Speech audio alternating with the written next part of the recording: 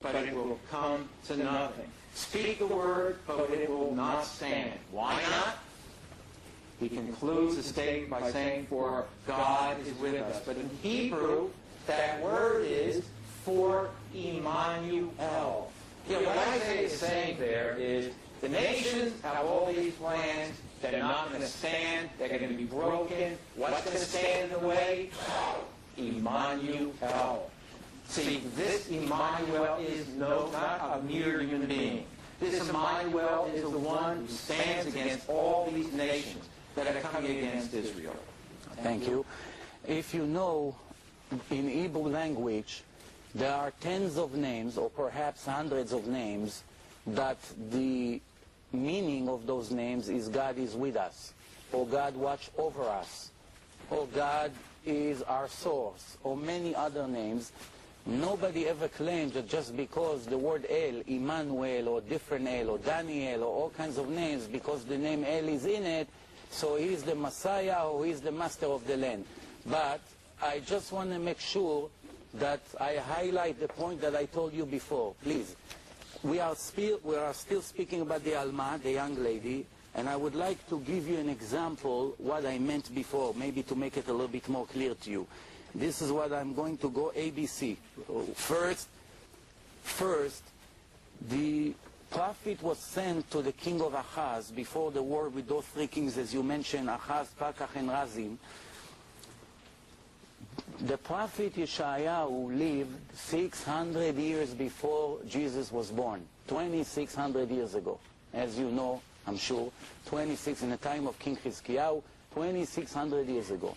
That means 600 years before Jesus was even born, before anybody knew about him, God sent the prophet to tell the king of Israel that right now I'm going to send you a sign that you're going to win the war. And please pay attention to the details, because the way you presented it, you skip one or two things that change the entire subject. And those are the things which I like to highlight. First, the first example is that the daughter or the wife is pregnant. Nobody knows about it yet. She will give birth to a boy. The name of that boy eventually will be called Emmanuel.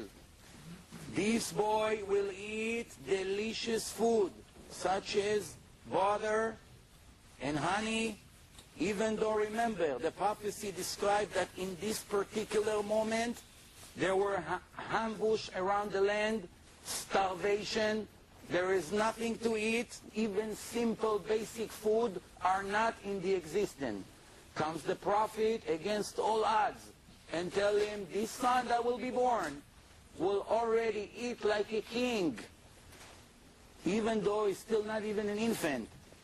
And before he will know to tell the difference between good and bad, the country will be redeemed from the enemies.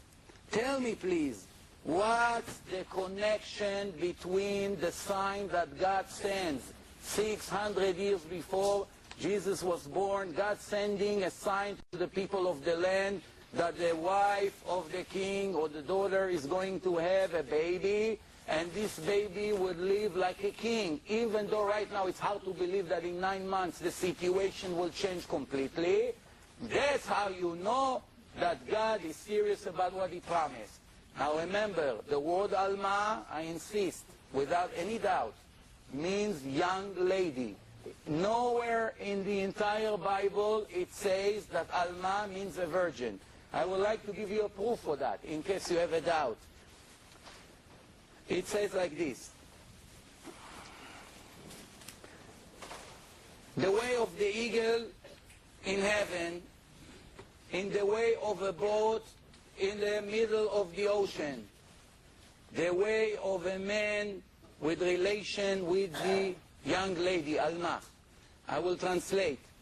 The same way when an eagle flies in the sky, he does not leave any track. Nobody knows that an eagle was there 5 minutes ago. There's no track. The same way when a boat passed in the ocean, 10 minutes later you don't have any tracks. A man that have relation with Alma, okay, leaves no track. based on your translation, it should have been the opposite. Because the word Alma, it's a young lady, another virgin. And remember, if we were talking about a virgin woman, for sure a man leave a sign. After a man have relation for the first time with a virgin woman, the verse should have said the opposite.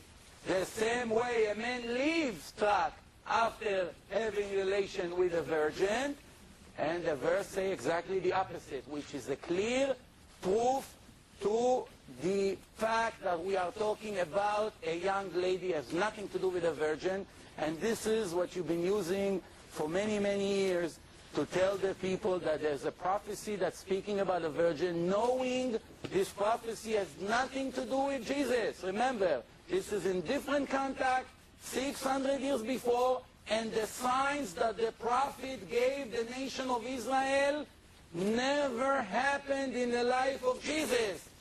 Jesus did not born into this situation and live this life like a king.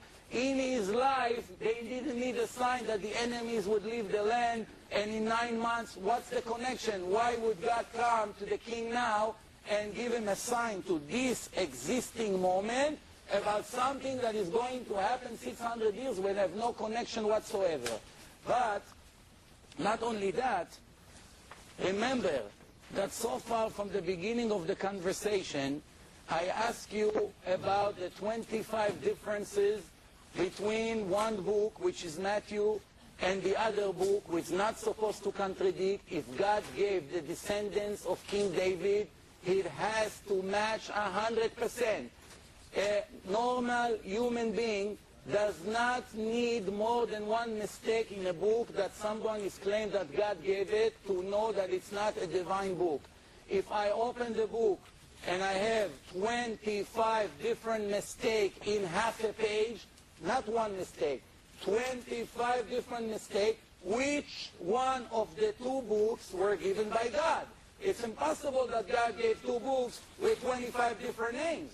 God doesn't know the order from King David until we arrive to Yosef the carpenter. Plus, even if there were no mistakes, even if the names 100% match, who wants to come to describe that Yosef is a grandson of King David when right after that he himself writes that Yosef has nothing to do with the son, is not the father? Now I would like to respond to what you said before. You say that sometimes descendants go by the mother. You know very well that it's a very, very incorrect statement. Because throughout the Torah always refers to the father. לממשפחותם, לבית אבותם. Nowhere in history a person became a Kohen because his mother is a Kohen. If his mother is Kohen and his father is just an Israelite, he is a regular Israelite and he doesn't have all the benefits of the Kohen. Nobody in history, before Christianity even started, had even the thought to think to link a person based on his mother. That's one thing. And plus, just to finish one more sentence, if it goes by the mother, as you may refer, tell me please, why did you waste a page to prove that the father is a grandson of King David? You should have done the opposite. You should write, Mary is the daughter of Yocheved, the daughter of Rachel, the daughter of Sarah, the daughter of Leah, the daughter of whatever, and until you reach King David. There's no indication that you were trying to link Miriam to King David. And you agree that King David is not the father of God. You understand that. So please answer me this question. Just to that particular question that we left open from before, the 25 contradictions and the father and the son and Joseph and everything that I just mentioned. Okay.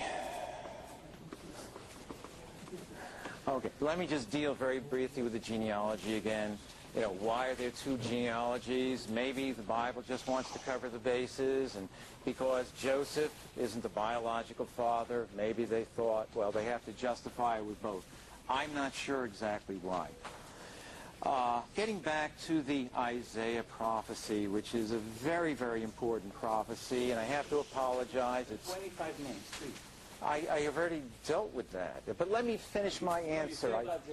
That there are two different genealogies being presented there. Okay. The genealogy of, well, let me finish responding to some of the other No, I things. thought you changed the subject, that's why I'm sorry. No, I want, well, I am. There's so many subjects.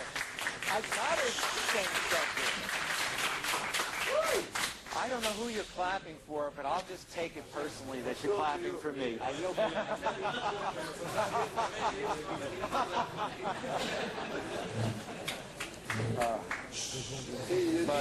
did in 1 hour what I didn't do here. Getting back to Isaiah now, because that's a very, very important prophecy, and I think Yosef raised some very important challenges. And the one regret I have regarding them is that there are a lot of details involved, and I don't know how well you're able to follow it. But one of the, where do I start? Let me start with Emmanuel. You know, is Emmanuel merely a name or a description of who this person is? God with us. Now, there are a lot of ways to answer that question. One way is to show that so many prophecies in Scripture, so many prophecies that talk about Messiah actually being, I don't know how you say it, Yahweh, Adonai, not Adonai, but for instance from Jeremiah 23, 5, especially 6, it talks about a child being born, a branch of David, so everybody knows that we're talking about the Messiah here. And then it says, you know what his name